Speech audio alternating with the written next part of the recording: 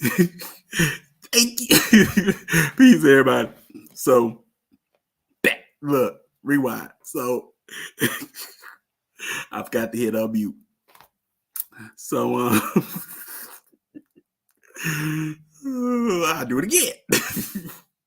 um, this is our new show and proof. I'm Aki Elgarai, and we's back. And now we back in audio too. You know what I'm talking about? So, but peace to everybody. Peace Leon, peace Emmy Kira, and peace Little 5-Star there, and peace Chief, you know what I'm talking about. And we are still talking about cosigns, but we in another area now. We finished off justice last strong, and now we are into the area of politics. And at least from the book, it ain't what you think. When we think of politics, we think of, government and governance and red states and blue states and Democrats and Republicans and conservatives and liberals and socialism and this, consumerism, capitalism, all these isms, woke, a bunch of isms, all right, because all of it's political. But here we are really delving into as Neely fully talks about, is people relations. That's the parentheses title. It's parentheses parentheses of the title on the side of politics is people relations. So that's what we talking about. I'm an apostle. Which one? No, because she should say he's apostle. Like, apostle? I said apostle. Ain't that something? I had to work my way up to an apostle. What about like Paul? Anyway. But that's what we on, right? So peace, I got Isaiah and Peace Master, you know what I'm talking about. And that's what we on. That's what we gonna get into this strong, in the following strong. So exactly. So y'all be like, where I be done seen by. Okay, that's Dumbo. That's like one of my favorite parts of that damn movie. I don't care what nobody say. Them crows was getting it. Da, da, da, da, da, da. You just have you dancing. I didn't see that. I only heard. But anyway, let's get into it, man.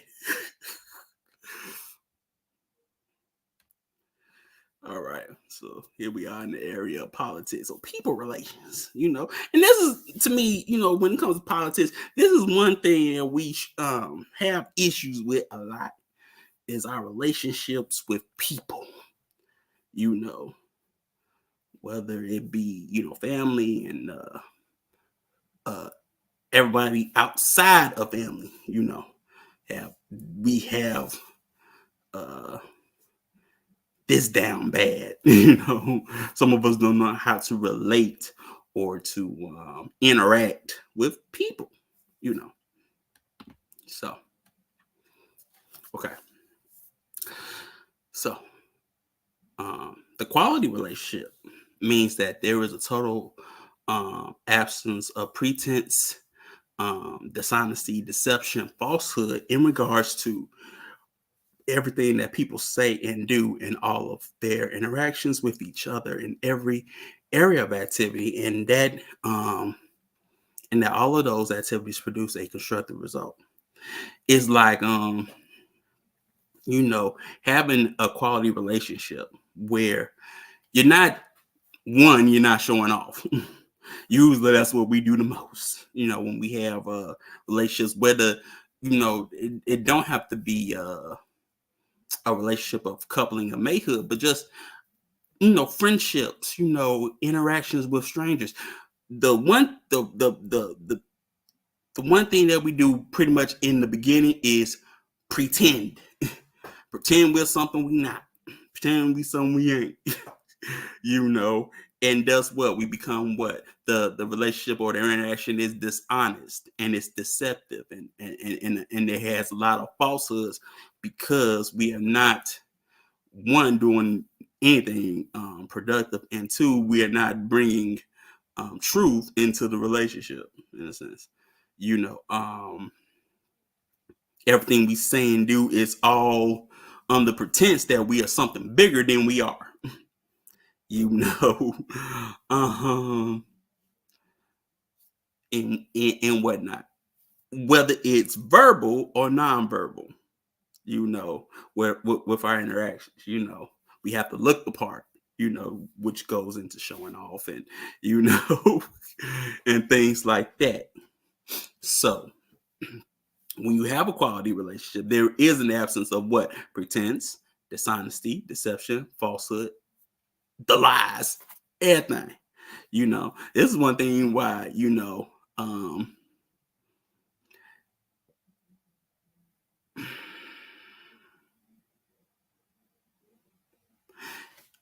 I respect the sisters in the do because they don't have no makeup or nothing. You know, I'll see like a Jolty Elio, you know, with big eyelashes, and I'm like, what she got on? You know what I'm talking about? There's no pretense, you know. You know, I ain't gotta worry about I ain't gotta worry about South Hava, you know, not acting her age like I have done with many of my family members or elder family members. You know, is they don't act like elders. You know, there's pretenses there. You know, you want to act like you still got it or whatever. Man, let me. Okay, one story. Man, okay, so so I went, you know, to like my uncle and my aunt's house one time, and they was having this big party, right? And then what? I don't know who it was, but I know she wasn't one. But she had to be a friend of the family or something like that. But she was real loud, and she's like, "Put my," you know, because my cousin was DJing, and she was like, "Put my girl on, put my girl on," because they had a big screen, you know, where they could watch videos and listen to music at the same time. She's like, "Put my girl on." And like, what's that girl name? What's that girl name? some horse.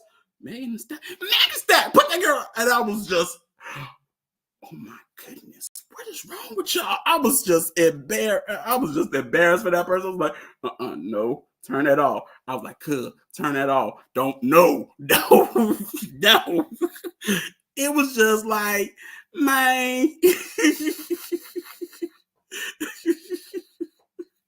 You know, it was just like there was a pretense that, you know, this person was not an elder. You know, they wanted to act like they could still get it with the young people, and it was like, no. And I was like, okay, I had to show my face. I got to go. But that was funny. But that was pretense, and this honesty and deception and falsehood is like, no. But you know, that shows yo, like, gee, like, I was like, oh my goodness, you know, why are they playing? No. You know, because it was barely any young people there for one, and just a bunch of, you know, elder people way older than me, and I'm just like, oh, please don't embarrass me. You know, like I say, that's my auntie, that's my uncle. I didn't have to worry about that. But I was like, man, it's time to go. This is why I can't fool with y'all. So, moving on. It is important to remember that all people, both white and non-white, should at all times do all that they can to evolve swiftly into universal man and universal woman. You know, you can't always stay where you are. You know what I'm talking about? You always have to grow. You always have to grow and evolve. You know what I'm talking about? And some people just want to stay where they at. you know, and things like that. Yeah, yeah, G, don't pay me no mind. I'm, as my, well, no, don't pay me no mind. You still got it. But I'm just saying, I like that she's an elder. She's like, I ain't got, it's like, you ain't got to deal with the silliness. You ain't gotta deal with it. You be like, yes, ma'am. Yes, ma'am. You can respect the eldership, and just some you just like, oh, they just some grown, old big kids. Why? Just why? you know. It I guess that's I must be the only one to think like that. But yeah. But yeah, you have to grow. You can't just, you have to evolve, especially as times get different and times call for certain things. You have to evolve and you have to grow, and become something more than what you were. You know what I'm talking about? So yeah. So the terms universal man and universal woman applies to any male and will for any female person who knows and understands truth and who has used that knowledge and understanding in a manner that has produced justice and correctness in all places and in all areas of activities, including economics, education, entertainment, labor, law, politics, religion, sex, and war and counter war. So you have to use, the justice, the balance between people, and correctness, the balance between all things, not just people, in a manner to produce those two things, where it's just, equal balance in the great circle of life. Like exactly, because he like Lion King. How Mufasa was playing the symbiotic balance between the lions and the antelopes. And, Dad, don't eat the antelope. Yes, son, but let me explain. When we die, our bodies become grass, and the antelope eat the grass, and so we are all connected in the vast circle of life. It's poetic. We hear it, especially when it comes from James Earl Jones. But I mean, Jack. So yeah, man, you have to grow into these things and understand with knowledge, wisdom, and understanding to produce justice and correctness. You know what I'm talking about? 1, 2, 3. So yeah, man.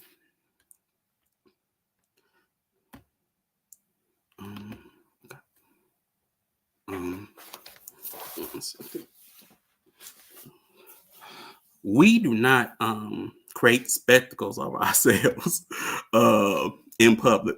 We do not raise our voices even to catch the attention of someone we know. If we see somebody we know and we would like to interact with them, it is well to close the physical gap between you two rather than holler in their direction. We are to always affect the ambiance around us in a way that is gracious and peace-inducing. We are never to be riotous unless we are engaged in riotous battle. So that was the reason for my whole story, because they were just loud. But yeah, you ain't supposed to be doing all that. But this comes from, the Anu way, public governance, which is politics, when in people relations,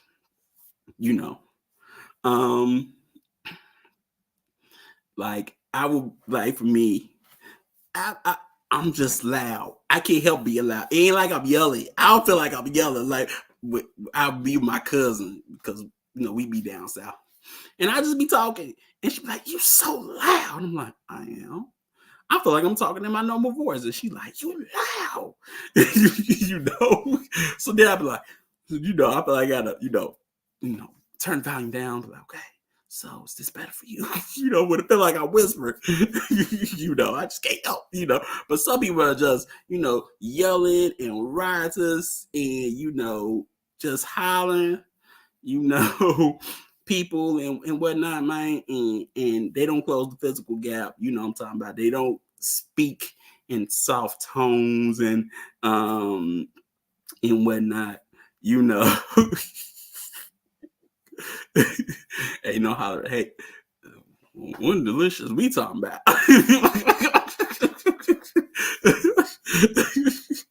But yeah, they ain't no, no, not down the street. No,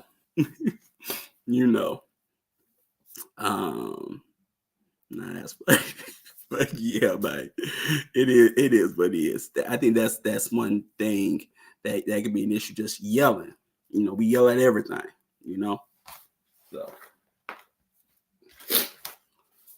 now, but you should not be riotous unless we are engaged in righteous battle. I can use an example that just happened, but I mean, at least from like them peoples, like them down home peoples in Montgomery. Like there was just one, riotous person, but they were in righteous battle with the enemy. You know what I'm talking about. But what that hollering got everybody, some people even swam, in what a call to arms. It got everybody in the call to arms, and what you just see people just everybody coming out everywhere. You got people they go at their high school religion throw a bow. You know what I'm talking about? Everybody come. Black out, yo, man, like for real, like but I really, I was like, man, that hey, being down there in Montgomery and whatnot, I'm like, hey, yo, man, like for real. Be person, I was like, man, it's cuz I hope I ain't seen one of my cousins down there. But yeah, you shouldn't be riotous unless you are engaged in righteous battle. So yes,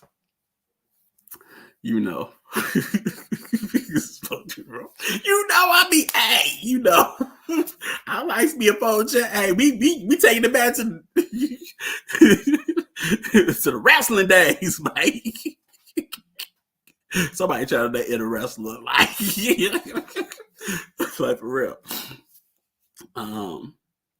So yeah, so it is what it is, man. But yeah, man, hey, yo, we rolling on the river though.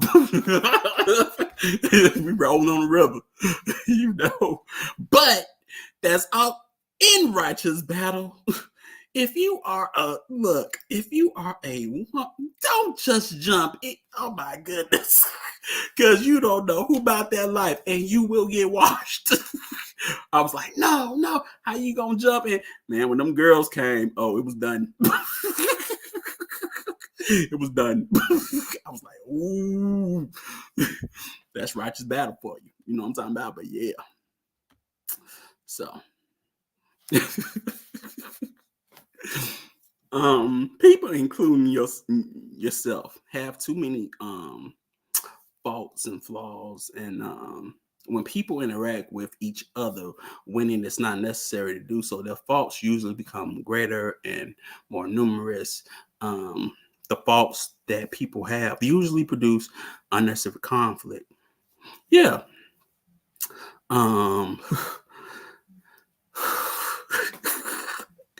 Hey, you know what? Ain't no po little snow, because I mean they volunteered for that. They volunteered for that. All I'm saying, this is why you are covered. See why you are covered? Because you can.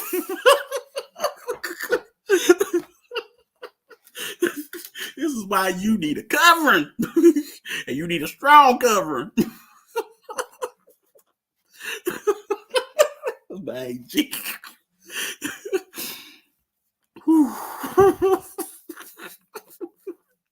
You know, luckily, I know.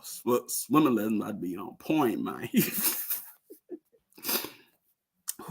You know, city pools gonna be packed with people trying to learn to swim. You know, so yeah. But you know, the more you talk with people, you know, sometimes you know flaws come out, and flaws come out. You know, get a person talking long enough, they'll hang themselves. You know what I'm talking about? And okay, not out here voluntary. Exactly. You got to be like Camp Fantastic people. You know, you got to be trained for the fight. You know, but you know, as we look and see verbal and nonverbal communication, we start to notice flaws in people as we interact with them. You know, and even that causes what or produces an unnecessary conflict, because when you get into conflict with a person, what happens? They start pointing out all your flaws. You know, that they noticed in the beginning but didn't say nothing. You know what I'm talking about? Show the Elio, man. They decided to go down with the ship. Ooh, boy. To engage around the work so as to avoid justice. Yeah, you know, focus on the plan.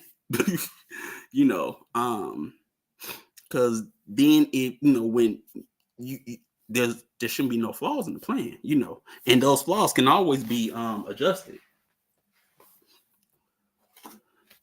So yeah.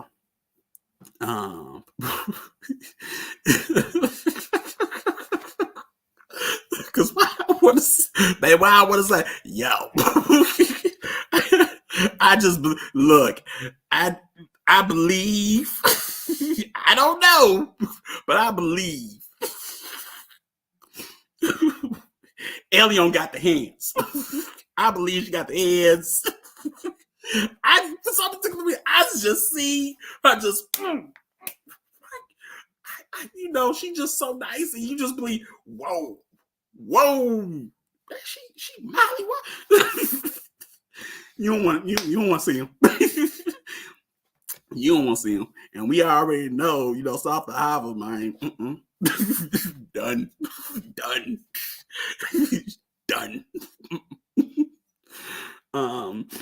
And time and so that's the way someone would hit me with a chair beat my cross off. Exactly. This is why I don't wear Crocs. I don't believe in wearing Crocs, because you always gotta stay ready. I always gotta have some closed shoes on you. And Crocs don't. No. I need something with stable soles. You know what I'm talking about? Yes. So I know, right? Like, whoa, I didn't know she had it.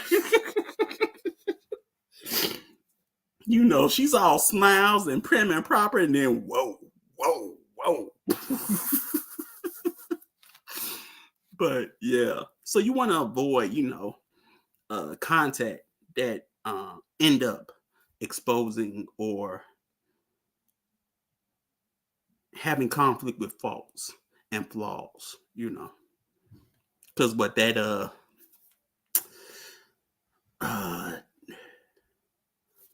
separates individuals, for one, you know, and it brings them further apart, you know. So in addition, there is a reason to believe that when people spend too much time and energy interacting with each other, they have a tendency to not allow their thoughts, speech, and actions to be motivated by the creator or the All Power, Allah, Yah, Master Force, etc. There is a reason to believe that it is correct for all people to keep their minds ready to receive messages from the combined forces of the known and unknown, which Chief Chief talks about in his latest podcast, I'm talking about. Well, on Chief UI podcast, when he deals in a little bit about meditation and things like that, when there's just so much noise, right?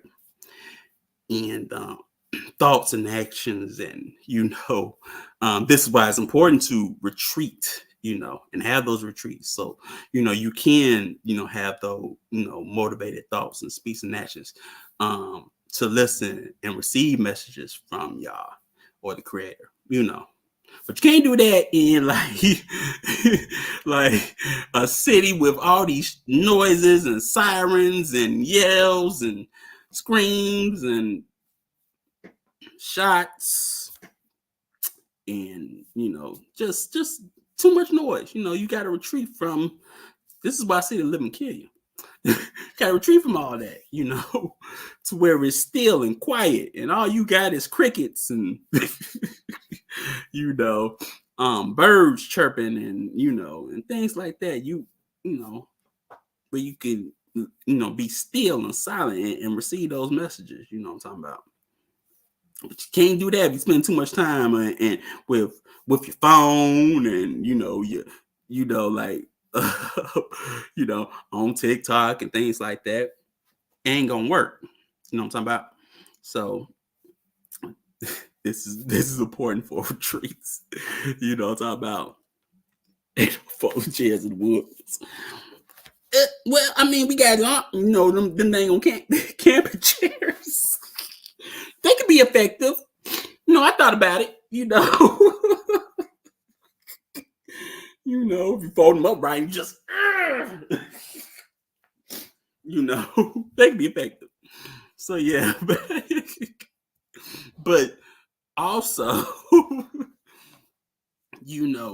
if you're around, people who are part of your culture, follow the same plan as you do, you don't have to worry about them own arguments. You don't have to worry about all that. So yeah. Now, there was reason to believe that if every person in the known universe told himself or herself the truth about what he or she wants most in regards to all the areas of activity, there would probably be less confusion, less disappointment, and less hypocrisy if every person knew the truth about what every other person in the known universe wanted the most and why. All conflicts between people would probably be settled sooner rather than later, and probably with results that are more constructive. Go on, because when a person seriously wants something, he or she is likely to do whatever it takes to get it.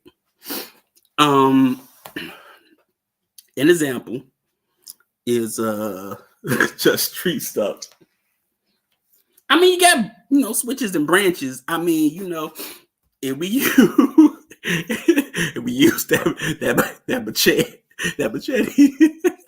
Ochoa Maria got stored back there. We get some branches, probably, solve some stumps and have at it. But I mean, it is what it is, But an example of this is when we had the movie night last Sabbath, where we saw, and Land of Agartha, where the professor, he would do anything, anything to get his wife back, even sacrifice a little girl, to get his wife back, because that's what he desired and wanted more than anything, and he was willing to do whatever it took, to get what he wanted. Of course, he acted like, look, I just want, this question. I just want to go here and there, but he was willing to do anything he had to do to get what he wanted. Some of us got to use what we got to get what we want. Don't give me no. We can go all along with this one when it comes to when people want something. We keep on going, about especially because of boots, But we all desire things, and we all want this, and we all want that, and we never question why. Why do we want that? You know what I'm talking about? And we, which goes back to Chief's recent podcast, is how we try to exercise this free will, but really we just still operating out of our in a sense slave mind, by this so-called free will we have, because it's about doing what we want, attaining what we want, and things like that. And we'll do whatever it is to get it. you want it, you want to get it, you want to bust your gun to get it. What I'm talking about. So yeah.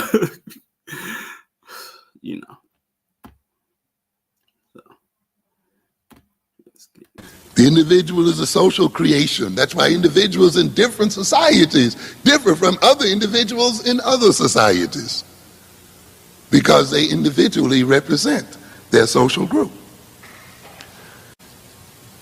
The individual helps to maintain the social situation and helps to maintain the social situation. If you are so individual,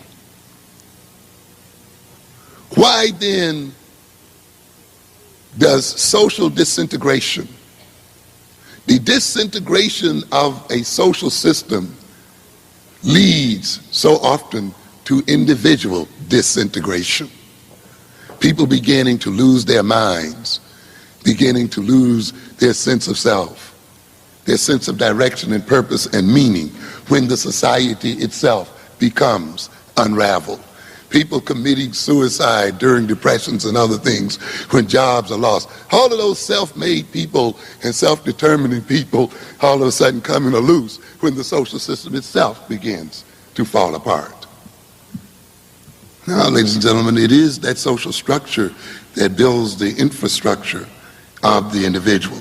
And now you're going to have some jokers who want to come along and try to make you think that you can be a person totally unto yourself, and that the essence of freedom represents atomized individuals operating with no relationship to community and no communal obligations and so forth. What purpose does this kind of approach serve?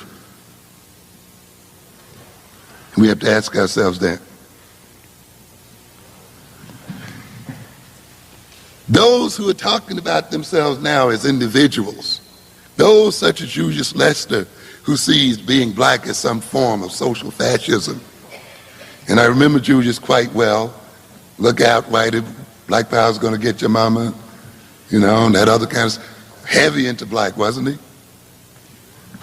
Used black, caught up in black. And it's interesting now, once he's achieved what being black got for him, he turns around and denies it. That's why we felt disappointed with Clarence Thomas and the other people. You're going to use it. You're going to gain the fruits from the use of blackness.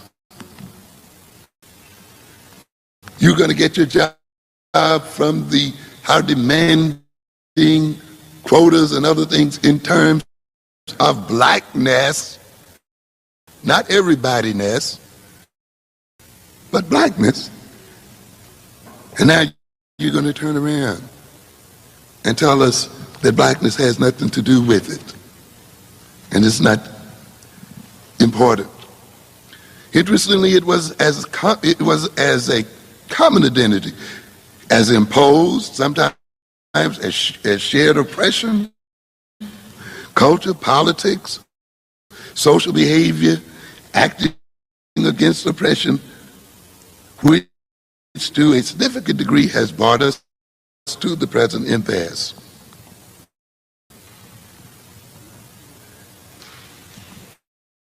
We have gotten people then who want to equate atomistic individualism with freedom. I would say, to a good degree, we're seeing this kind of thing going on in the black community, particularly by some individuals in the black community, because we perhaps didn't notice that these seeds were already a part of the so-called civil rights movement, but they were hidden by our focus and our attention on achieving our so-called civil rights and by our dealing with our obvious oppression. For many blacks, if I can recall, who fought during that time were fighting for what they call individualism and were equating individualism with freedom.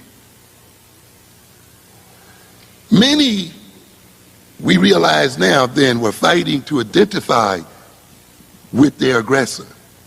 As Paulo Freire says, for many of the oppressed, to be free means to be like the oppressor. And consequently, there were many of us during that struggle who thought that white folks and their behavior and attitudes, their privileges and so forth, represented what it means to be free, without realizing that if to be free is to be like one's oppressor, then the day that one becomes like one's oppressor, one becomes self-oppressing. And one becomes an ally in the oppression of one's own people. And again, in black-on-black violence, this is what I'm saying, that the black-on-black violent criminal, in a sense, becomes an ally of white racism. He wants to imitate the murderous attitudes of the white man being the greatest murderer the world has ever seen, the greatest killer, robber, and rapist the world has ever known. Yes, I used to hear you say you want your children to be just like them without thinking. Our enslavers, the assassinators of our personality, those people who lynched us, those people who deprived us, those people who killed nations and nations of Indians and others, those people who, wherever they stepped on this earth, the local populations were degraded, those people who developed great death machines and polluted the earth and the world itself, those killers and murderers is what we desired to be like, and represented to many of us what it means to be free. When you take upon yourself that definition of what it means to be free, there is no wonder then that we engage in the killing of ourselves. When we identify with killers and identify with people who kill us, then we ultimately must engage in suicide and self-destruction. And this is often what has happened. There were too many who read freedom to being like white folk. And they fought then the oppression that was coming to us all, not to transform a system and not to reduce the power of an oppressive group, but to gain the right to more closely identify with their oppressors. Many were fighting using the concept of blackness not so much to identify with us, but to dissociate themselves from us. And that's almost sort of hidden in this concept of once we gain our great freedom, people would not see us as colored. They would look at us as some form of abstraction. Why can't people see you in your reality? If you are black or whatever color you are, why cannot people see you as you are? Why is it that we demand that they play some kind of perceptual trick on themselves and not see us in our reality and in the color we present to them, since they have color cones in their eyes designed to see color, and then deal with us honestly and fairly? Have we bought the idea then that if people see us in our true color, that they are bound to mistreat us? This leads us to the idea then that it is our color that is the cause of our oppression, and not the madness and insanity of others who are oppressing us.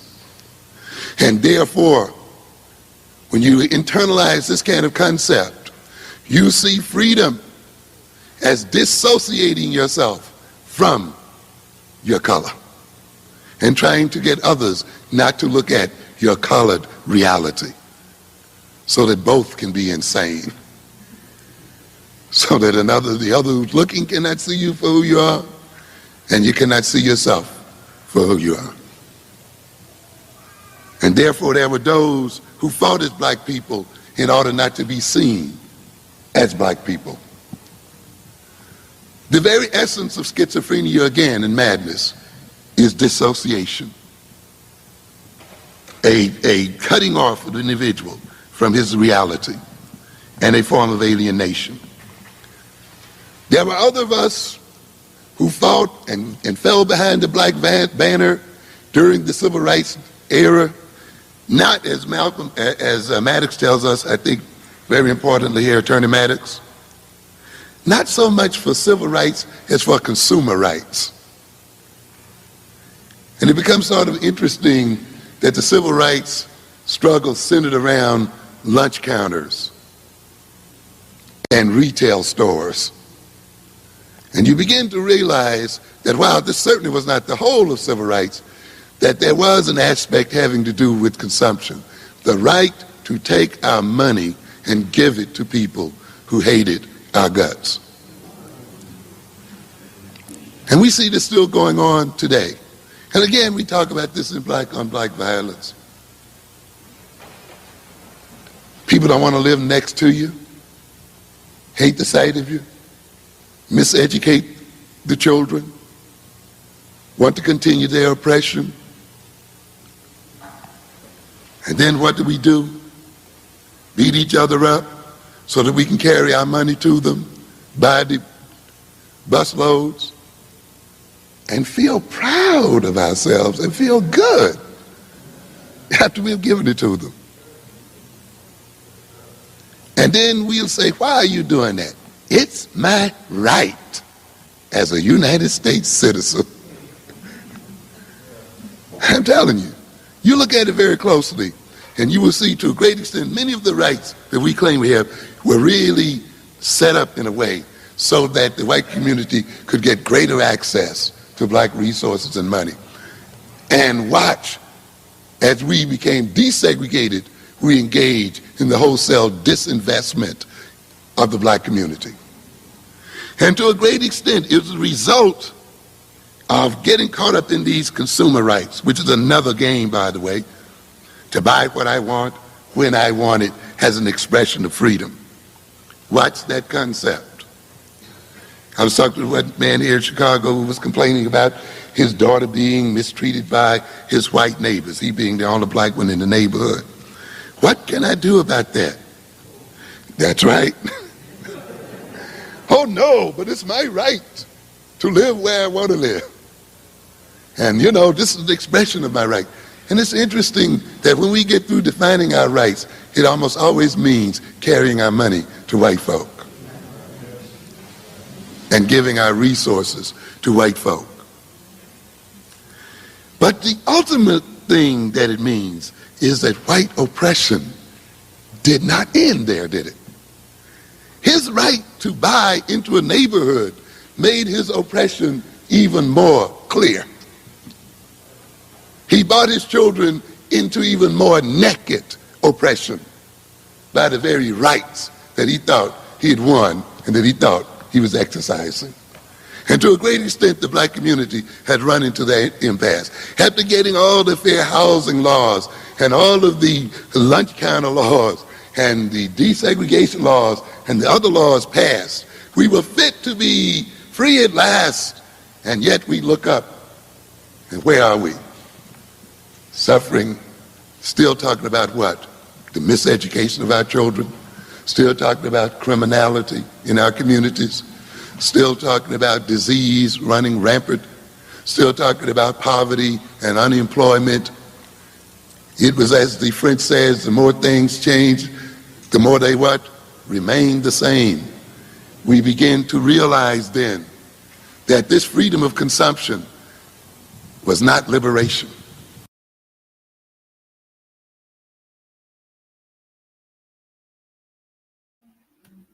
Okay. So that was Dr. Amos Wilson coming with it, man. And like I say, man, it's still dealing with what people relations. You know what I'm talking about? Especially when it comes to, exercising so-called freedoms and rights. At least now, one right everybody seemed like in that align themselves with the dominant society, they want to exercise the right of gender and sexual lifestyle and things like that. That's one of the main ones, right? but what you like going back to the Cheese Podcast, and mind you, when I did this, I didn't know he was going to talk about this. But it was like, oh, okay. It was like, oh, this goes right in. I didn't know. but where you want to have these liberties and freedoms, but you're still processing from the slave mind, man. It's your oppression. You know what I'm talking about? Yeah, you got a right to be part of the chaos, or I got a right to be part of Babylon, and I'm taking it. I'm a Babylonian citizen, or a Roman citizen, or a Greek citizen. And I exercise my right as one of these citizens. It's just that doesn't equate to freedom. It doesn't. You're missing the mark here. Somebody lied to you. No, the Roe v. Wade was over. Yeah,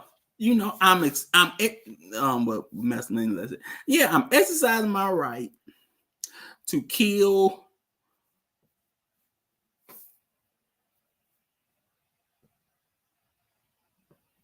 life before I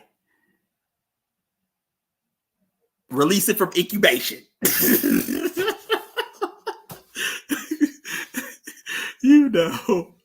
Never mind that I had, I was responsible for it being produced, partly responsible or whatever. I gave, my genetic makeup to it, but forget all that. I can say day after pill, something like that. No, but all of a sudden, what was it? My body, my choice. And then what? That was your freedom, and then or your liberty. My body, my choice. And then here comes somebody saying, "Oh, well, according to the birth death rate, we gonna die out." So alcohol that. I don't care. Body, my your body, my choice. My choice is to overturn that. Veto. I beat on the motion. Robin talk. But yeah, we can go there, man. You know what I'm saying? Or affirmative action, man. You know what I'm talking about? But yeah. So, all right. Let me sure. During the existence of white supremacy and according to compensatory racist logic, it is incorrect for the people of the known universe to interact with one another in a manner that is either aimlessly harmful or deliberately non-constructive. Therefore, it is best and correct for all people to avoid all unnecessary contact with each other in order to avoid unnecessary conflict with each other. No contact, no conflict. We went over this injustice as well. Avoiding conflict with people that you really don't have constructive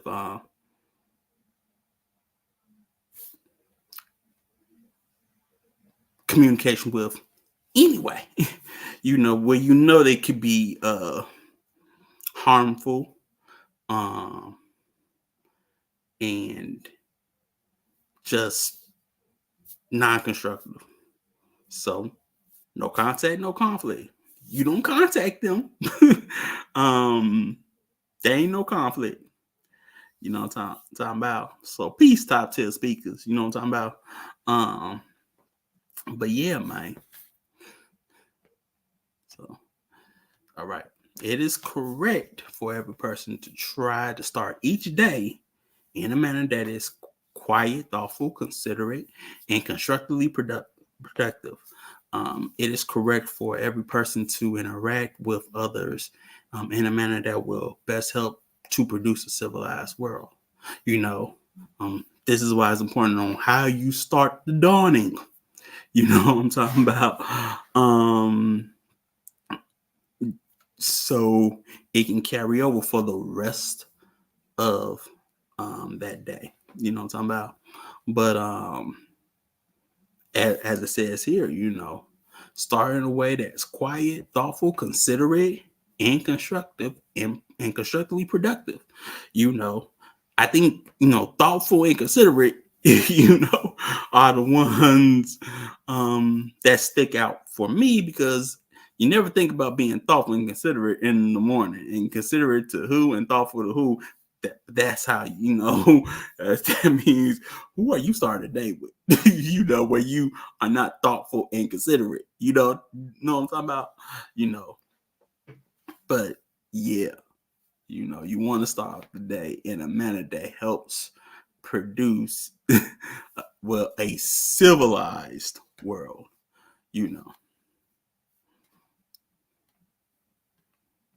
But what is that? You know what I'm talking about?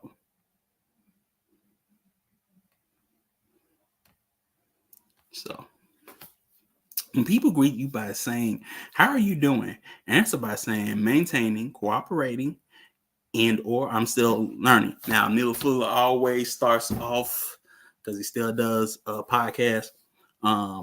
Every time they ask him how he's doing, he always says, "I'm still learning." But what? There's always an ing after all of these. So what? It shows what? It shows action. I'm maintaining what? I'm maintaining my body. I'm maintaining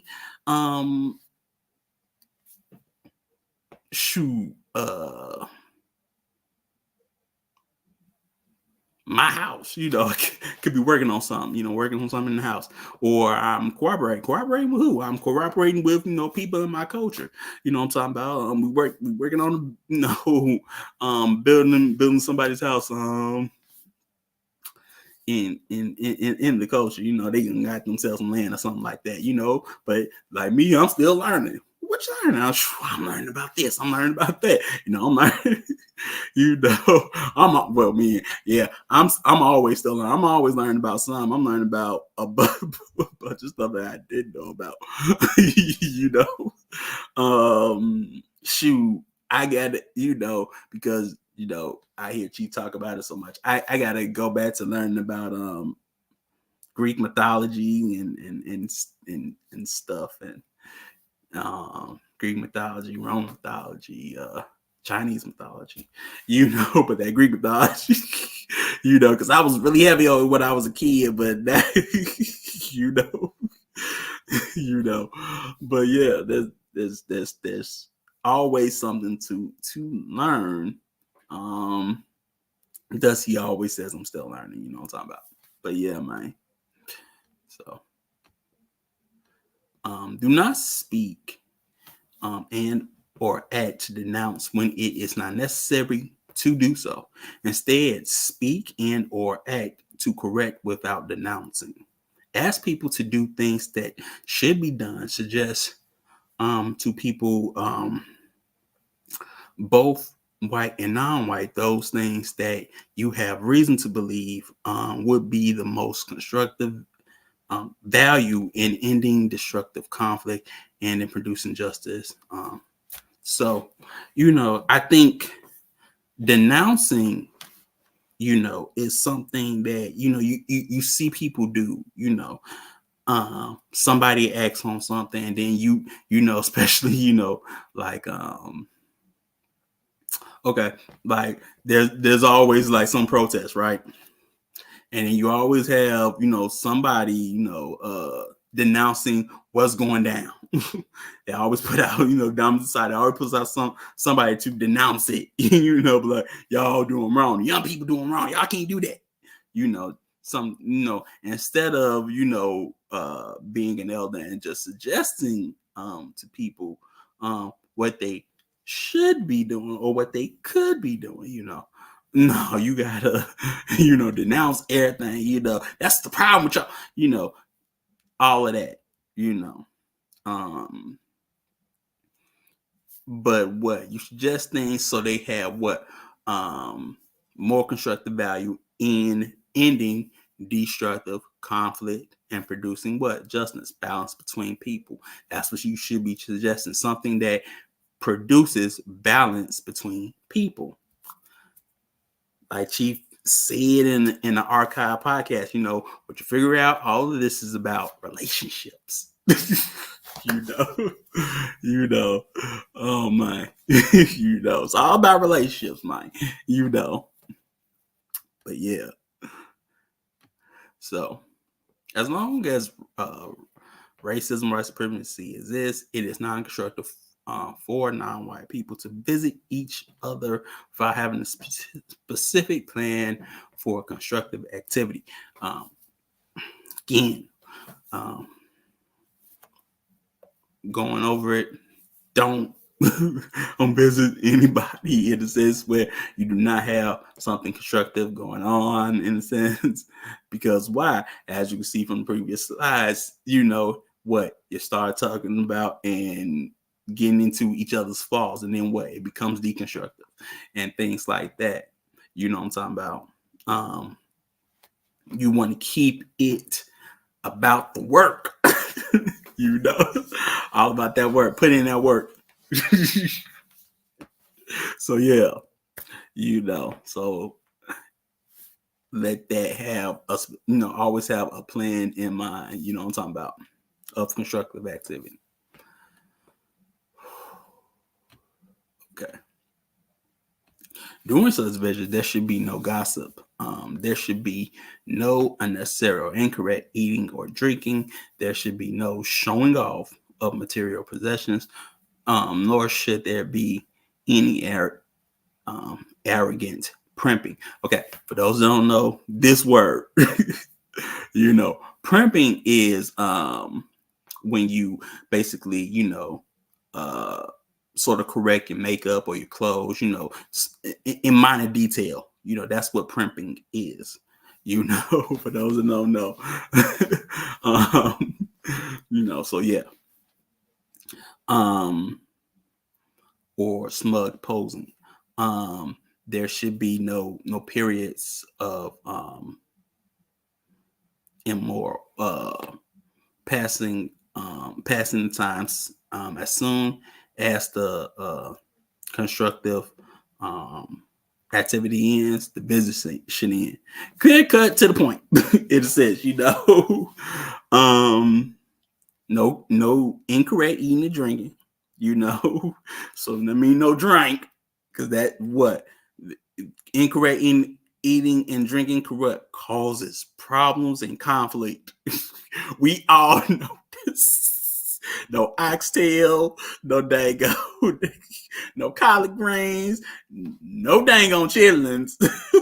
You know what I'm talking about? No E&J, Crown, vodka. Best Crown, you know. No Henny, no Hennessy. All right. Because why? It deconstructive already. No showing off, because you already know when we get together what we want to do. We want to show off. That's always we always want to show off our clothes, some hairstyle, whatever. You know, and smug posing. Because you always gonna know somebody gonna be taking some pictures. You already at these get because you already know somebody gonna be taking. There's the infamous, you know, booty shot pick, you know, you know. There's the jail pose, you know. Hey, you already know, but it's what deconstructive, and you always want to always have the visit have constructive results. So as you know, as soon as the constructive activity ends, the visit should end. That means okay, we're done. You know, it doesn't go on and on and on into nothingness. Yes, somebody gotta see this outfit. You know, you know. And gossip, because you know there's always gonna be somebody talking about somebody at these events. We already know. Look, you see what she got on? Oh, child, let me tell you. No, she don't know, but I got something to man. Oh my goodness. You know, you gossip, you know, that's wrong. You're wrong. You know, shouldn't be gossiping, backbiting of any kind. You know.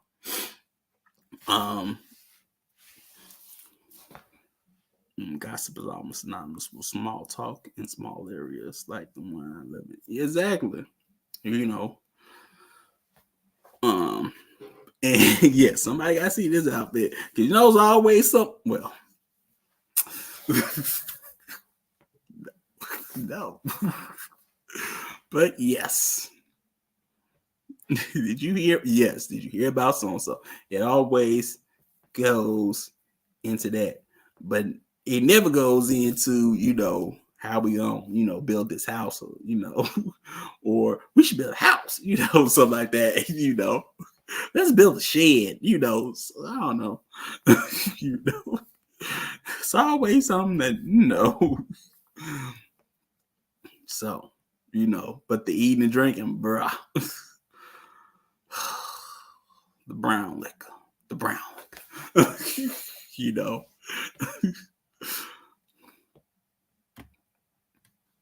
Now, be willing to help all people, white and non-white, who are in the greatest need of help, particularly during conditions of great and destructive emergencies: fire, flood, storm, earthquake, poison, seas, germs, you know, etc. Or during periods of destructions by the forces of the known and unknown, Yah, Allah, the Creator, the Great Spirit, etc. This made me think of when Chief, you know, always talks about, you know, when you have a food storage, you say, I always get a little bit more. You know, when you go to the store, I always get a little bit more, because you never know, you may have to feed your neighbor. You know what I'm saying? And that's to keep them from robbing you. You know, get a little bit more so they ain't trying to rob your food store. You know, you got something to share, you know. But yeah, you always, you know, want to help people in greatest need, you know, especially when it comes to disasters, you know, and destructive emergencies. Why? Because that's what correctness and justice, you know. That's what produces justice and correctness. You know, it's just that some people try to benefit from disasters and stuff. You know. But yeah, you know, things like that. So yeah, it's always good to be helpful of others, you know. Family. Now, my talk for tonight, and unfortunately the last in the series, will deal almost solely with the African Americans, the lonely nation away from home. Because the African American is the most misunderstood, most abused, most wounded of all the African people who live outside of Africa. And yet, he is the target for destruction by more forces than any other African people. He's the one African that the Western world won't destroy. Principally because he has grown insensitive to his oppressor, and he, more than any other Africans, have fought in larger numbers for his oppressor and mastered his oppressor's modern war technique. He's also the most dangerous African on the face of the earth because he is the only African on the face of the earth trained in the modern warfare technique called combined operations. Combined operations is the art of striking a target land, air, and sea. No other Africans on the face of the earth have enough training to move on a target with ships, airplanes, and infantry. And the black American has been trained to do all three. He wasn't trained to do this to liberate himself or to liberate anyone. He was trained to do this for someone else. But the training is still with him. But he has never converted his training into a liberation army for himself. After World War II, Africa could have picked up almost for nothing one of the finest black air forces on the face of the earth. But because Africa was not ready to do this, their talent deteriorated. Many of the men went bussing dishes and clerking and lost all their skills. But I'm saying that the skill and the training to make a modern army was with the black American. And right now, right this very minute, there's been enough black Americans discharged from the U.S. Army with enough modern skill, they can train a modern army for every nation in Africa.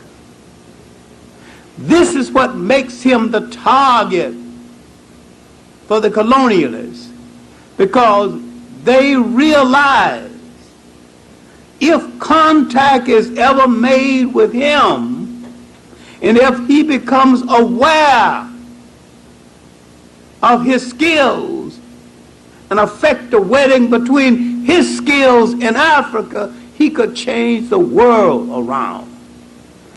He could have stopped the Congo situation. He can revitalize any nation in Africa. Because of his training, he can learn faster than almost any other African on the face of the earth. The question is, why then do we have slums? If he can fix houses, why don't he fix them? Why then do we have dope? Why is his institution deteriorating? Why is he debating his integration instead of maintaining his institution? Because his mind has been trained into dependency. I'm saying that one thing about Jim Crow, one thing about that oppression, it was real. And you had something being built for him, by him, to sustain his institutions and sustain himself, and he had no illusion about the fact that he could depend on someone else to do it for him. There was a time you either went to a black college or you didn't go to no college at all. You went to a black church or you didn't go to no church at all because you were not then and still are not welcome in the white church. And blacks created not only a new church institution, but a new religion and a new approach to God. And preached as though the God that they were addressing their message to was totally different from the God the white folks were talking about and talking to. Right. They may well be true. Jimmy Swagger's God can't possibly be mine.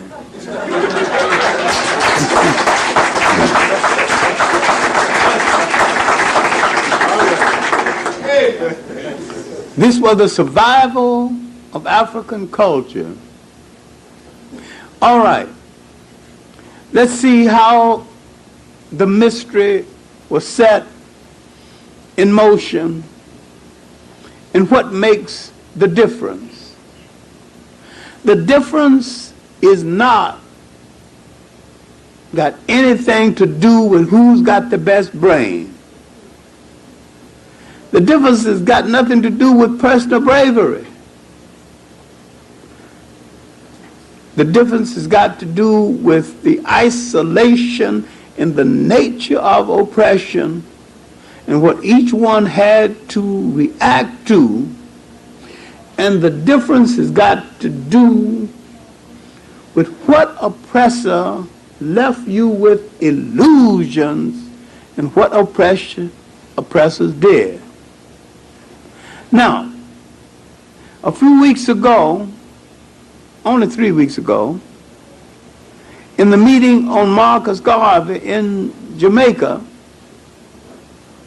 I said, because I didn't want to disturb a lot of people by saying it in the public lecture, but in the private gathering, I said, now that the public is not here and we're just here having ourselves some nice Jamaican food and drink together, let's level with each other. Marcus Garvey is 47 years dead. If Marcus Garvey were alive today walking in the streets of Jamaica, somebody might stone him, advocating the same thing. And yet what Marcus Garvey advocated is the most important thing that is needed not only in Jamaica, but in the whole of the African world. Now, he rarely ever used the word Pan-Africa, and yet he was the ultimate Pan-Africanist, fighting for the unity of the whole of the African world. And as though it was planned, while I was in Jamaica, the very next day, they gave medals to the Jamaicans who participated in the invasion of Grenada. a contradiction to end all contradictions. I explained that he did not succeed in Jamaica principally because the Jamaicans then and now have the illusion of nation. And we in the United States, then and now, was never given the illusion of nation. They will let us know right now that they don't want us here. And they didn't let us dream that we were part of this nation. They let us know that we were brought to do a set labor. And once the labor was over, we were a surplus population. A nation within a nation without a nationality.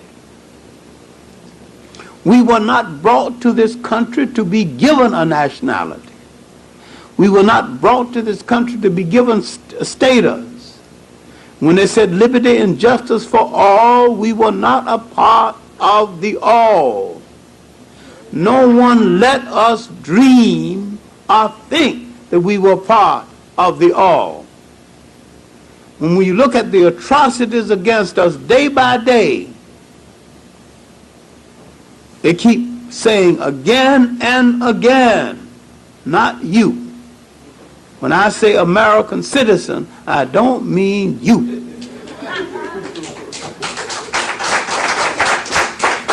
Now, this nation has mortgaged its soul and lived a lie and tells a lie to the world because they dare not face up to the fact that you've got a massive nation inside of the United States living under a condition many times worse than Nazism. The United States can address itself to Russian Jewry, always about human rights. Don't you think this girl, these cops raped has human rights? They want to address themselves to any issue of this kind. Well, all right. Because we have not examined the illusion that went into the original entry in the United States that wouldn't go away, we can't deal with the present because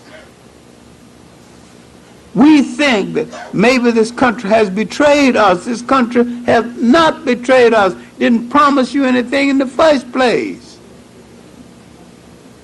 because they wasn't talking to you.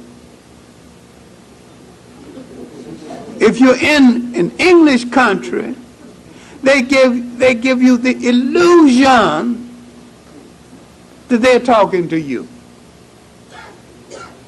Read the Mansfield decision on slavery.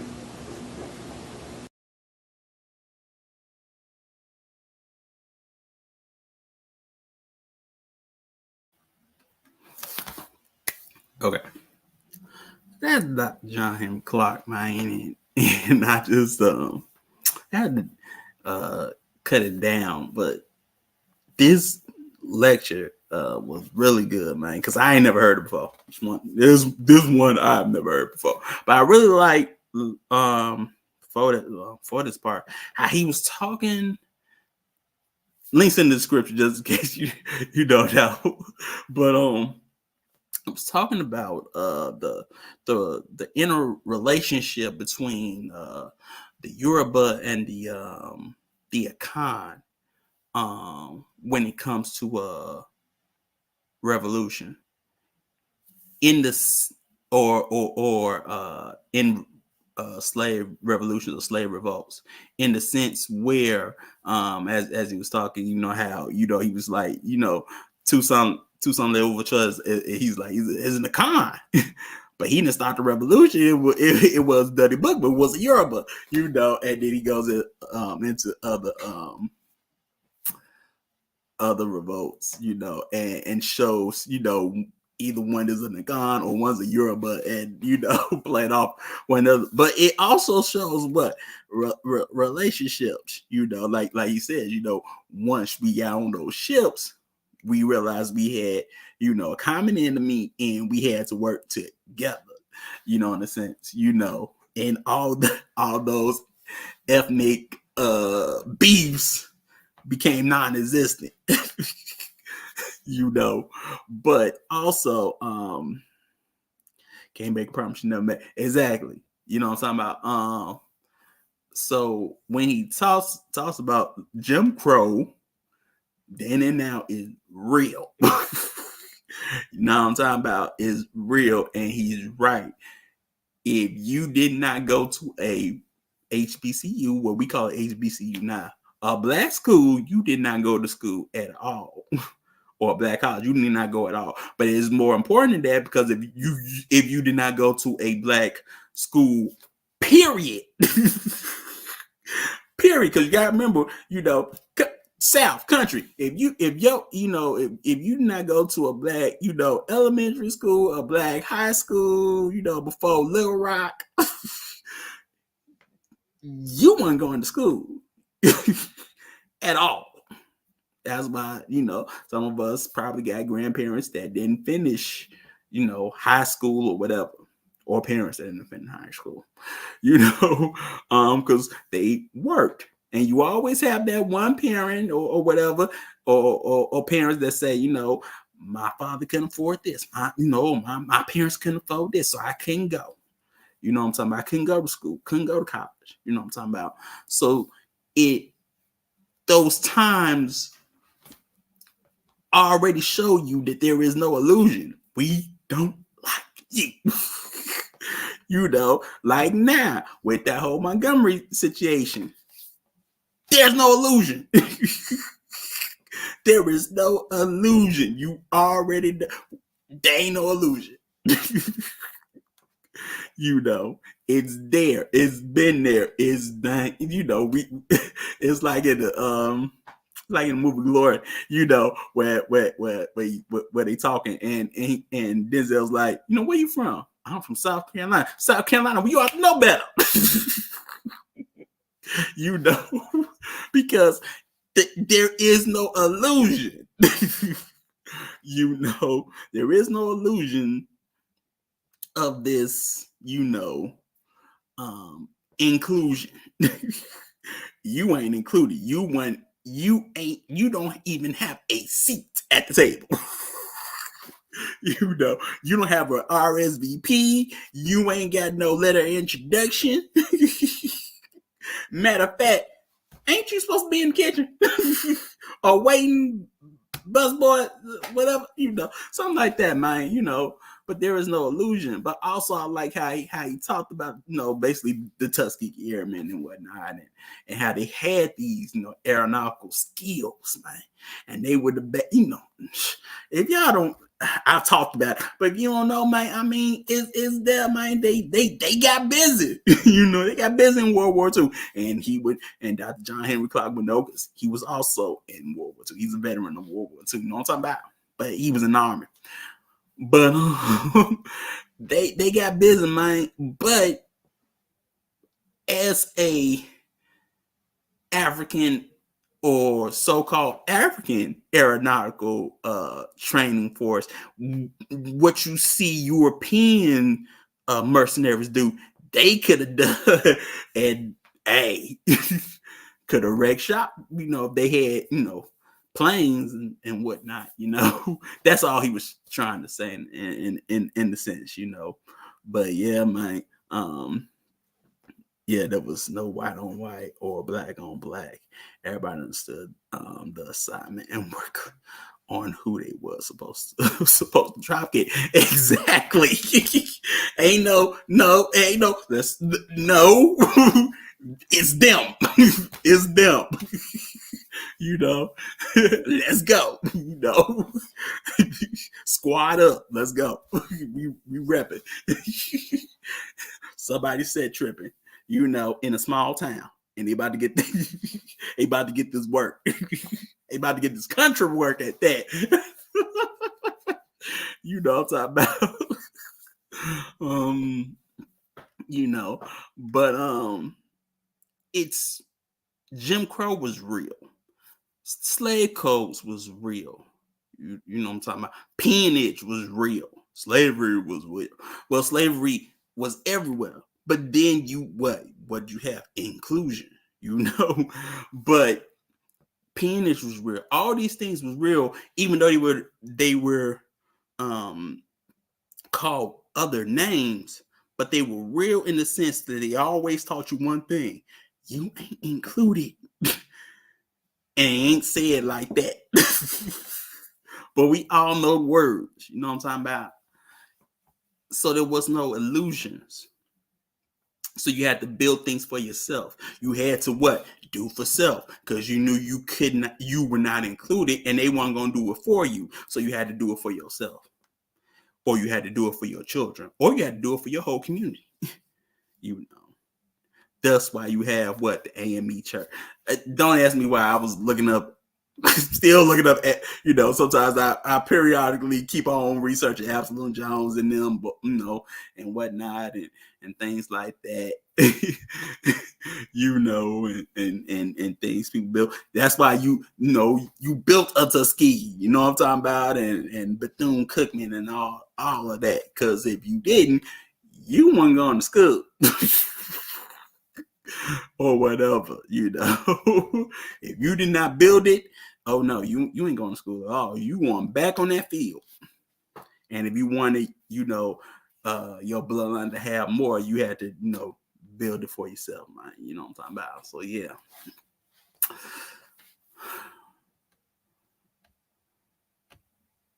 Now, according to compensatory logic, when such conditions present themselves, it is best and correct for all people to be willing to do that which may help to result in humane ways of thinking, speaking, and acting among the people of the known universe, white and non-white.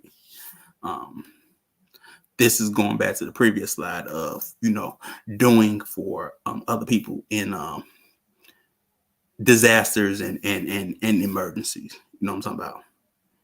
But it all goes back to the reasons why you have, bug out bags and food storages and things like that. Grow your own food and, things of that nature, Now, do not act as if it is necessary to comment on everything that happens. Say nothing that is not it's just natural improvement on silence. Always reveal truth, that which is, but do so in such a manner that the production of justice, balance between people, is best promoted. So you always want to use, basically your words, or say it like this. Especially on social media platforms, there's always this population of people who act like they're truth telling or revealing truth when they just doing the same thing as TMZ or the like. Or what was that? What was that show? That dang show used to come on when I was a kid. It used to have that dang pyramid. You'd be like, boom. What was that dang show? I forget. I didn't watch it. But it just comes into not truth telling or a production of justice or revealing anything or calling it woke, but it's just another form of just gossip and it's just gossip. I'm gonna tell you this, gossip and what they and grifting, for views and likes and clout or whatever. You know what I'm talking about? no one's really, it's like this, man. You got to stand on your square and not your soapbox. You know what I'm talking about? Where you have a lot of, people on a soapbox, but they ain't standing on a square. You know what I'm talking about? They ain't standing on what they believe in, and they ain't revealing no truth that which is, that produces balance between people, but they are no, it's not paramedics. It was like this, it was sort of like TMZ before TMZ. In a sense, he's talking about all the Hollywood stars and things like that. I was a kid. I don't. I just remember it. Had like one of them. Um, two reporters. One was man. One was a woman. They're both white, of course. But they used to always talk about the latest gossip in Hollywood or some stuff like that. But it doesn't. But it doesn't promote justice or balance between people, nor does it promote correctness. It's just, we'll do anything for clout. We're going to talk about this popular thing. It's just like, for instance, or to give a better example, how people just comment on what I've been talking about because it's just new. A new event, current event, about what happened in on the river in Montgomery. Everybody want to talk about it now. You know what I'm talking about, in the sense, but it goes into, in the sense of gossiping rather than revealing truth. You know what I'm saying, or the balance between people, or that which is. You know what I'm talking about. So that's what I'm trying to relay when I say, you gotta stand on your square, not your soapbox, man. You know what I'm talking about? So yeah.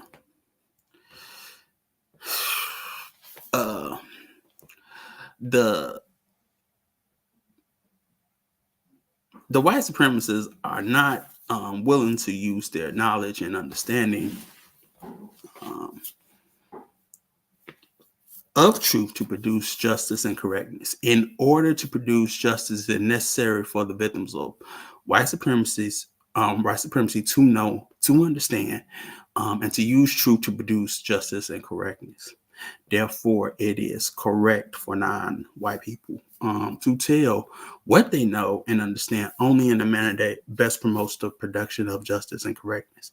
Because there's a lot of people that tell what they know or so-called know, but they take it for somebody else. You know what I'm talking about? And they never give them the credit.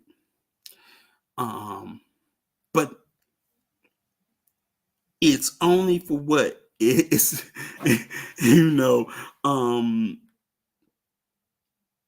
it's not for justice or correctness or righteousness for that matter, but it's just to basically promote them,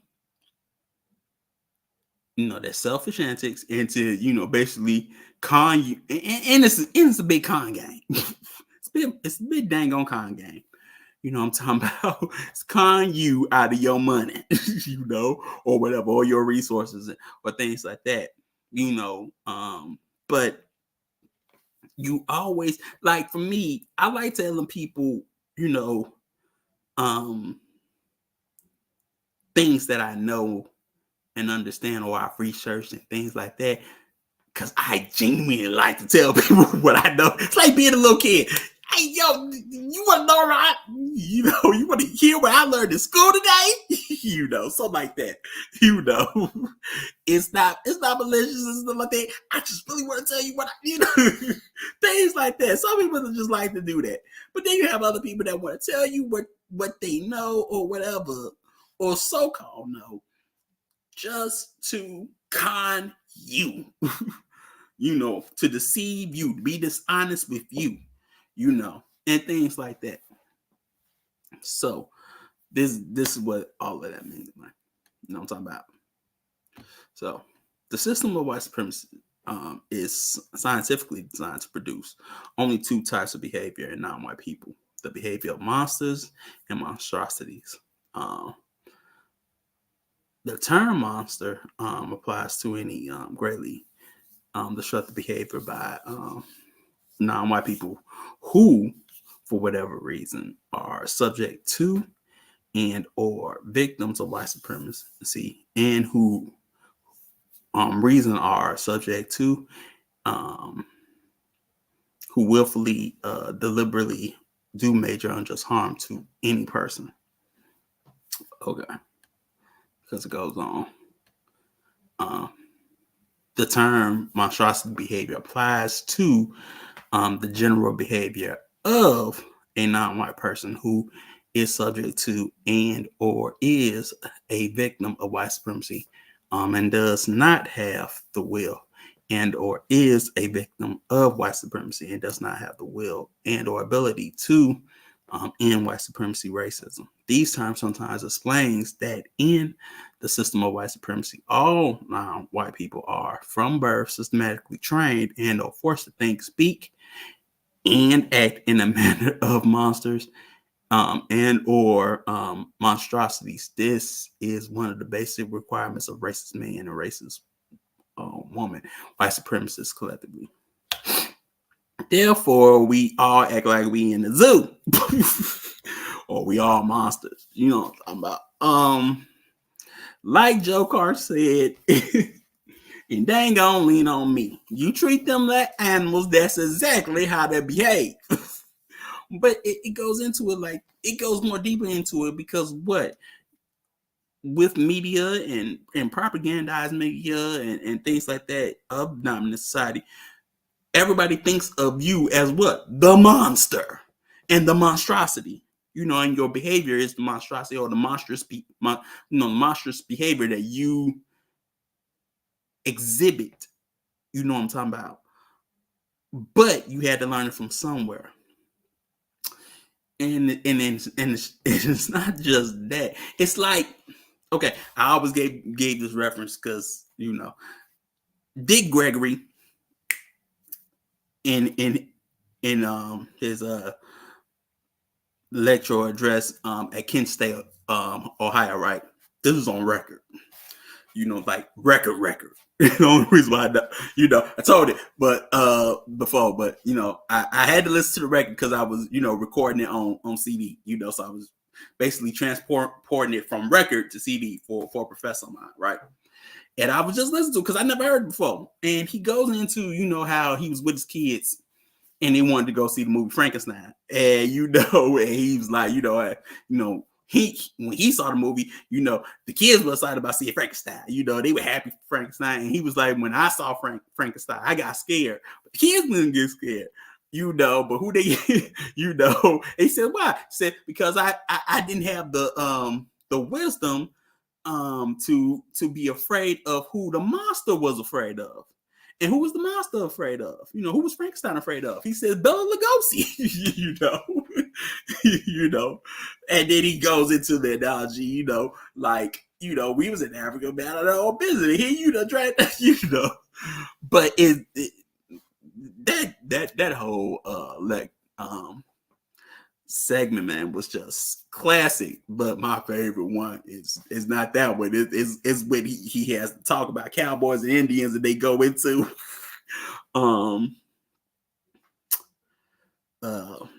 the talk that basically the white man has with the white boy and whatnot. Phi Beta Kappa Key from Harvard and Yale. That part gets me all talking about it. But yeah, don't have the wisdom, but you're the monster, but you're systematically trained through education and many things, social media, everything. Your program, living in the dream world, Neo. Shout out to Ike Zach. To be the monster. And so when you are brutalized or done away with,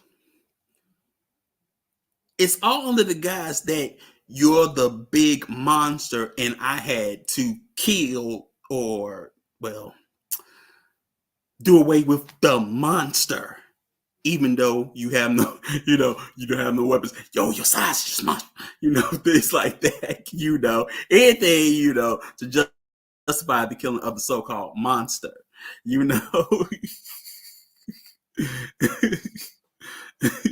Yeah, to about his ass DVD collection. Of course, you know what I'm talking about. Because he's Morpheus, So yeah. So it goes into that, man, of being a monster, or being, in the zoo. Like Chief talks about, hey, I didn't know you, but hey, like, we're all on the aisle of misfit toys. I would sing the song, but we got time for that. A scooter for Jimmy, a dolly for Sue. Who did not watch, Rudolph the Red-Nosed Reindeer at one point in time, all right. So, response to non-white people taking responsibility, because there's always going to be somebody that don't look like you saying that y'all should take responsibility, pull yourself up by your blue stairs, blah, blah, blah. So, yeah. Non-white people should, and Neely fully gives responses. So, he says non-white people should take ability to respond to what? To respond to what? When people say that. And then from whom should non-white people take the ability to respond? Because that's what it is. What should non-white people do with the responsibility they have taken? And then how should a non-white person get the power to respond in a way that he or she should respond to who, what, when, where, how, and in order to do what, for what reasons. This is how you shut down somebody's argument, and whatnot. Said that they treat us like criminals, and so they can treat us criminal. Yeah, call the Indian savages. So what? You can treat them what? Savagely. Same thing. If they can call you a monster, they can do what? Monstrous things to you.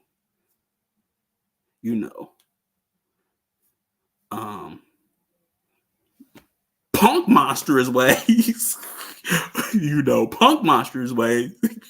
Because as we just said, you will get washed with the blood of the lamb.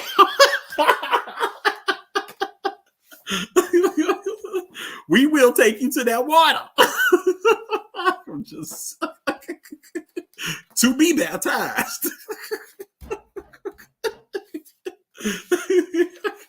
Washed with the hairs of the blood of the lamb.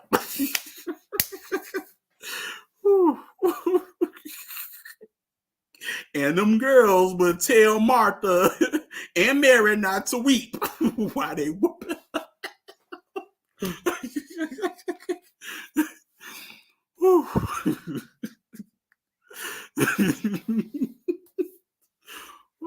Bang.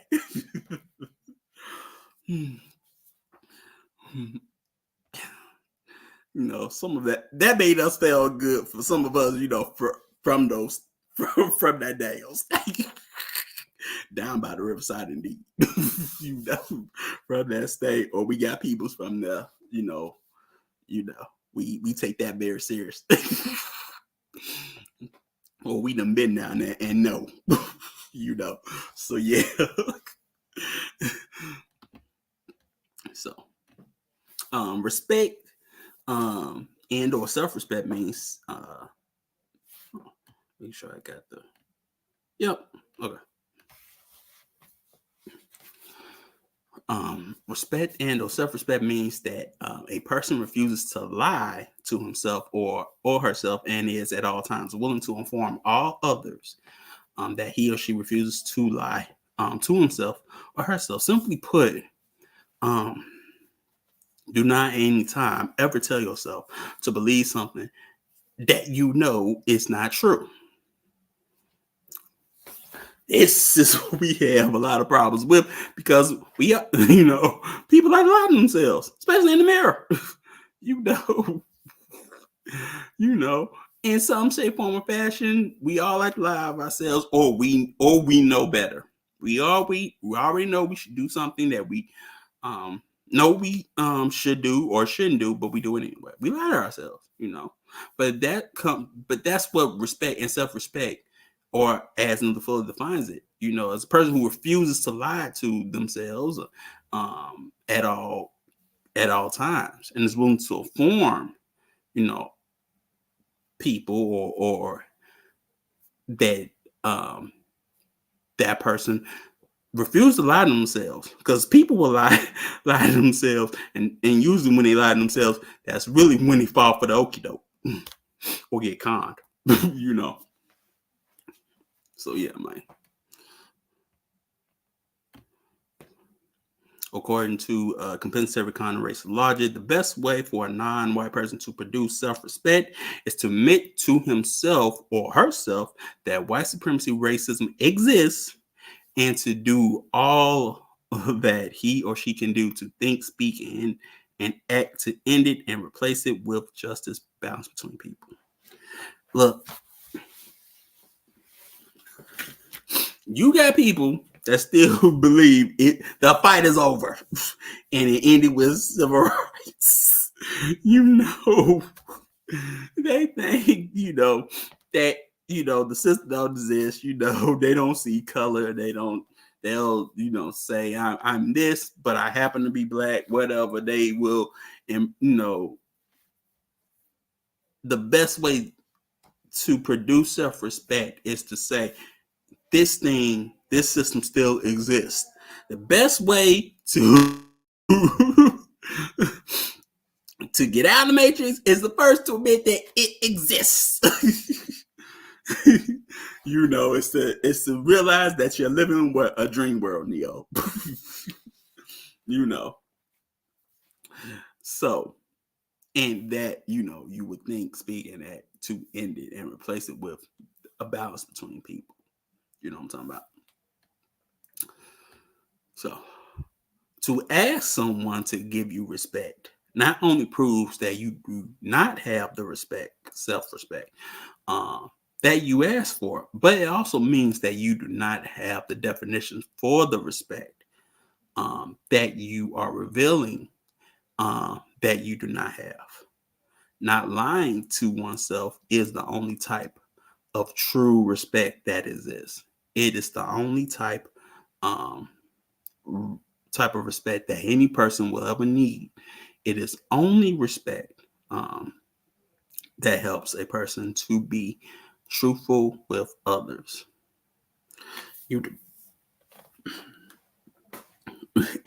Exactly. It's 2023. We always, quote the year. I'm like, yeah, it was 2022, and that train's never late. You know what I'm talking about? We always, say it's 2023. Well, it's 2024. You gonna keep on saying the dates? If you have that so much, if you're that so much noticeable with time, then what time are you in? If you 2023, what time are you still in? You're still in the time of racism, right? Okay, then it ain't. But it is what it is. You know what I'm talking about. But yeah, but you also have this is what comes with people relations where they want to demand respect. You know what I'm talking about. Show me some respect. And as he said, if you have to ask for it, that means that you don't have it. It's got to be in you, not on you. Nah, Chief said all of that. I ain't like Isaac. I quote the source. We got it from Chief. Then Isaac, made it popular because he always saying it. I don't say it. You know what I'm saying? I learned it from something else, But I know Chief said it. I learned through a song, but through a rap song, but but like I said, it was Chief that said But it's got to be in you, not on you. You know what I'm saying? This is why it's better. It's important to show and prove. You know what I'm saying? So yeah, man.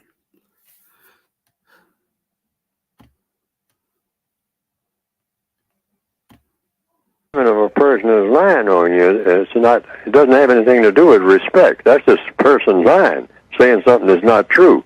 That has nothing to do with that word respect.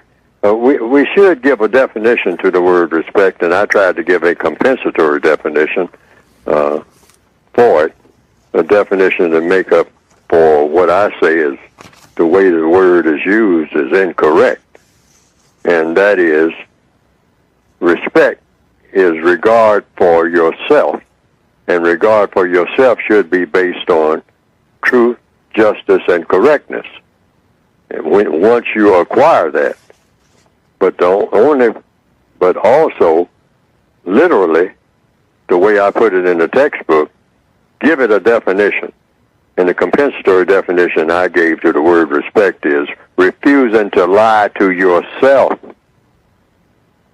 Don't tell yourself something that you know is not true and try to make it true. And you keep believing something or trying to believe something that you know is not true. Therefore, with that kind of definition, it's impossible for anybody else to disrespect you. It can't be done because it doesn't fit the definition. Now, a person can be discourteous or a person can accuse you of a crime, but that has nothing to do with respect. That has to do with a person accusing you of a crime. So what do you do when a person accuses you of a crime? That's the question, not the respect factor. It got nothing to do with respect. You're being accused of doing something that you didn't do. So what you do is just do what? When you're accused of doing something that you didn't do, you reveal the truth. And what is the truth? You didn't do what they accused you of doing. This happened to me recently, just about 2 weeks ago. I was going out of a store, and all of a sudden, two people came up to me and say, "Let me see what's in your bag. You didn't pay for that. You don't walk out of here without paying for that." And it was a black lady, and I did what the code calls for me to do. I said, "Well, that is an error." So I did pay for it. She said, "Let me see your receipt." And I showed her the receipt. And she looked at it, and she said, "I'm sorry, I made a mistake." And I said, "Thank you very much." And I walked on. It didn't call for anything except just to correct something that needed corrected. It had nothing to do with respect. It had nothing. I was accused of doing something that I didn't do.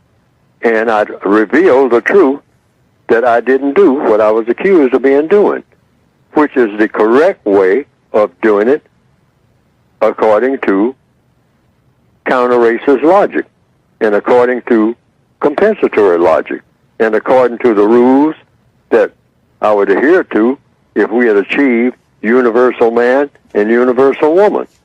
Someone makes a mistake and makes an accusation against me, regardless of the reason, I just clear up the accusation. And if the accusation is true, hey, you go with the truth. Say, "Yeah, well, I took it, but I forgot to pay for it," if that's the truth. Okay? But that wasn't the case. I just revealed the truth. That's all. It doesn't call for any drama. Black people have been taught systematically that everything calls for a whole lot of screaming, yelling, drama.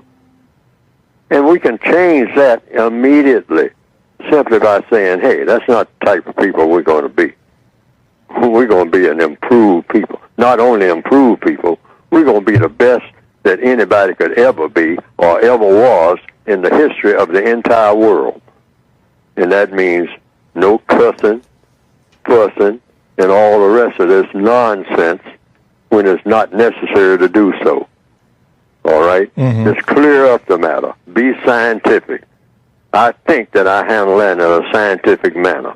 I simply said there was a mistake made. I didn't make the mistake, but I will point out where the mistake was made.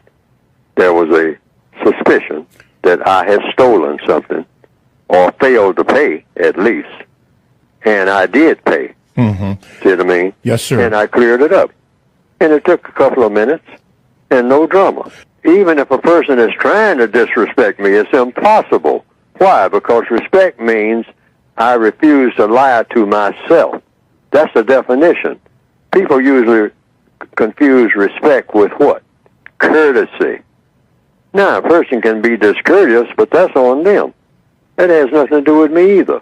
If a person walks up and starts calling me all kind of names, that doesn't have anything to do with respect. It has something to do with courtesy, but that courtesy is not coming from me, that discourtesy. See what I mean? Yes, sir. It's not coming from me, it's coming from them. So that's them being discourteous. Okay. I'm going to be courteous. All right. I don't care how discourteous they are. Okay. Yeah, I'm going to, even the person that's calling me names, I'm going to say ma'am and sir to that person. All right. If that's cursing my mother, all right, it's still ma'am and sir when I talk to the person, because that's what I do. That's my code. I don't go by their code.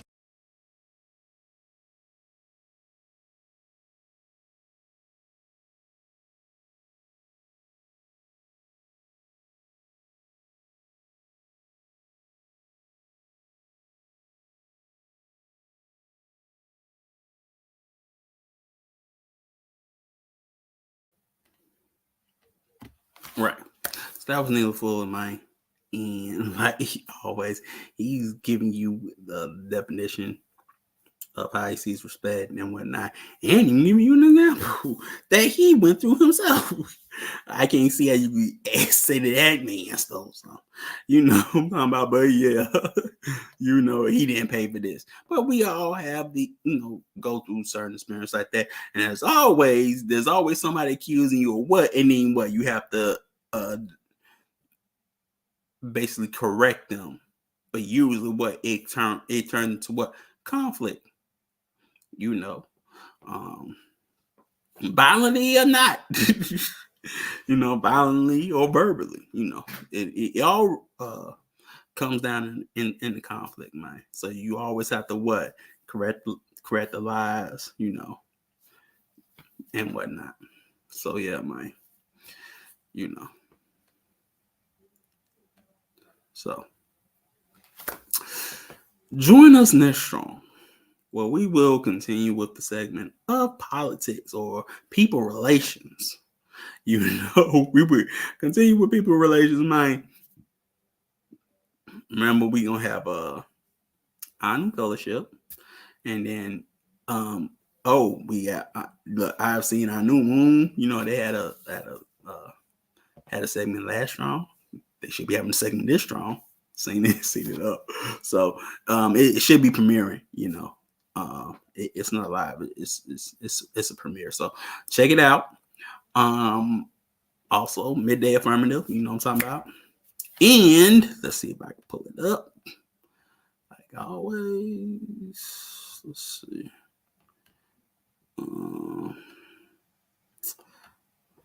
Okay, there we go. It should be here. Man, cause I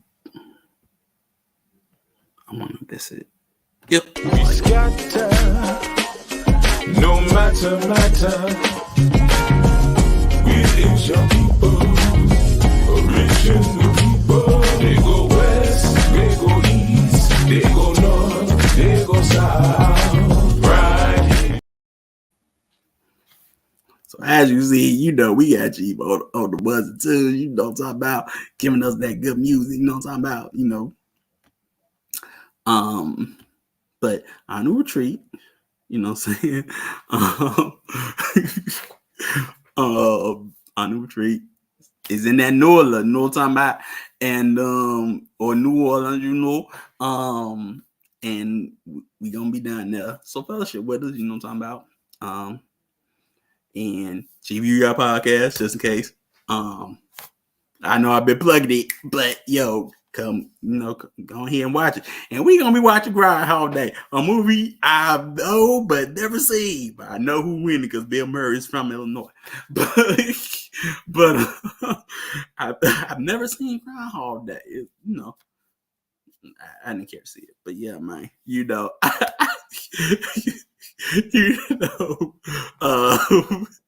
and check out since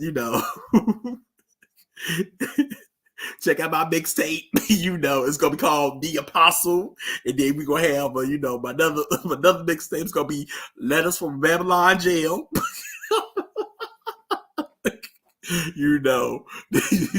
We gonna have Corinthians Part 3. And letters of Galatians, Thug Motivation.